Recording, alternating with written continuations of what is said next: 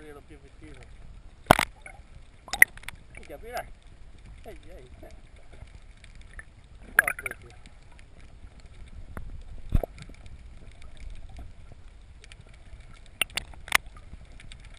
Non si fida più di tanto. Ma piano piano già viene.